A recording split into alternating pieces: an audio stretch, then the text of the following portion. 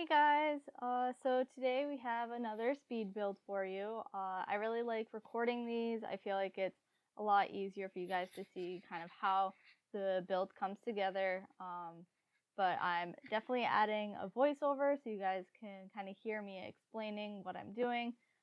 So right now what I'm doing is I'm just adding in the pathway and a basic kind of shell for what I want the terrain to look like, and then I'm adding in the little playground.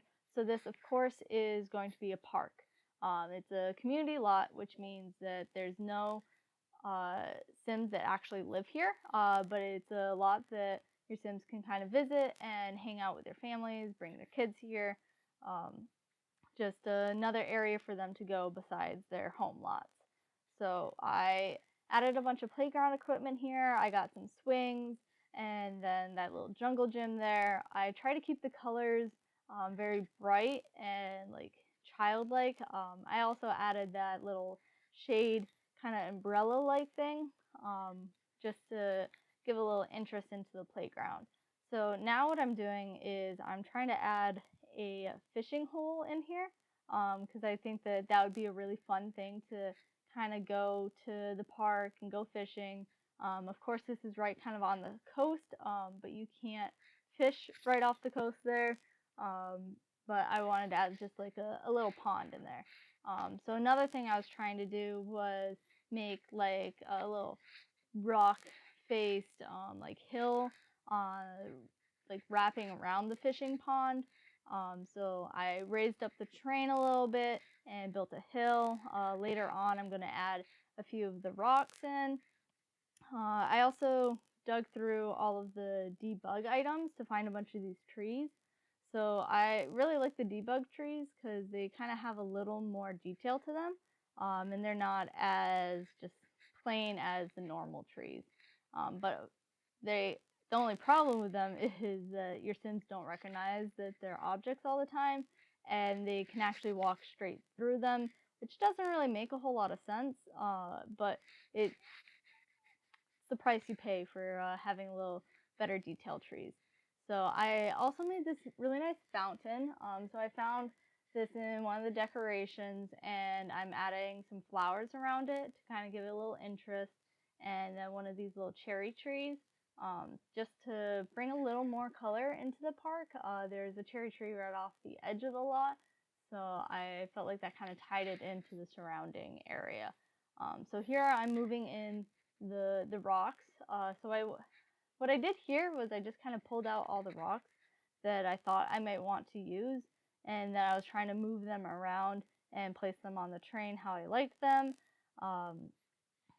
It definitely took me a little bit, but one of the things that I've seen a lot of other people on YouTube do on their builds was to add the rocks to the edge of your raised terrain. It kind of just gives it a little more natural looking rather than just like a bunch of dirt, because you can't change the color of the dirt either. So you'll have to let me know what you think of this look, if you like it.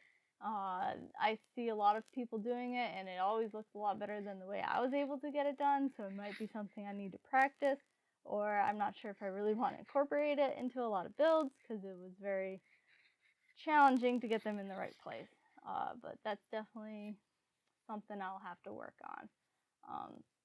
So another thing I did in this little area here was I just threw some grass and some flowers in there, so it wasn't just like a blank empty space, rather than having just like the plain grass on the colored green.